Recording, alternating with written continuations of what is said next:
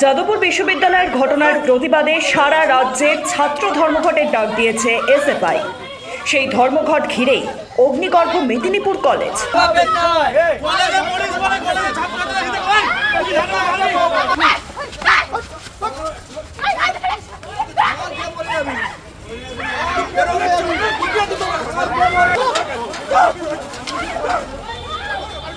সোমবার সকাল থেকে মেদিনীপুর কলেজের সামনে ছাত্র ধর্মঘটের সমর্থনে পিকেটিং শুরু করেছে এসএফআই। অভিযোগ, তখন বেশ কিছু বহিরাগতকে নিয়ে কলেজ পৌঁছয় টিএমসিপির ইউনিটের সদস্যরা। এসএফআই সমর্থকদের ব্যাপক মারধর শুরু করে তারা, এমনকি ছাত্রীদের শ্লীলতাহানি করা হয় বলে অভিযোগ।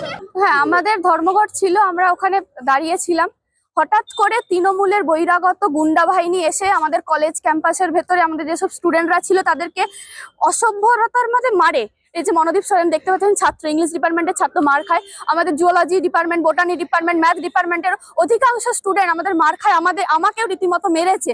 অপরদিকে টিএমসিপির অভিযোগ, সোমবার সকালে পড়ুয়ারা মেদিনীপুর কলেজে আসেন। অভিযোগ, পড়ুয়াদের কলেজে ঢুকতে বাধা দেয় এসএফআই, আর সেই নিয়ে দুপক্ষে প্রথমে বচসা বাঁধে, পরে হাতাহাতিতে জড়িয়ে পড়ে। আর এই ঘটনাকেই কেন্দ্র করে কলেজ চত্বরে ধুমধুমার পরিস্থিতি তৈরি হয়। আমরা প্রত্যেকেই জানি, আমরা প্রত্যেক স্কুলে আমরা তৃণমূল ছাত্র পরিষদ সর্বদা সাধারণ ছাত্রছাত্রীদের পাশে আছে, এবং আজকে মেদিনীপুর কলেজের সকালবেলায় ওরা গেট অবরুদ্ধ করেছে। আমরা গেটটা খুলে দিয়েছি এবং গেটটা খুলে যাতে সাধারণ ছাত্রছাত্রী ভিতরে ঢুকে ক্লাস করতে পারে সেই ব্যবস্থাটাই করেছি। এবং আমরা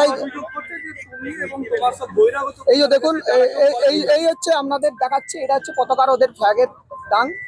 ভাবুন, নৈরাজ্য সৃষ্টি করতে এসছে বাংলাতে, এবং বাংলাতে যেভাবে 34 বছর শাসন করেছে তারই নিদর্শন এই।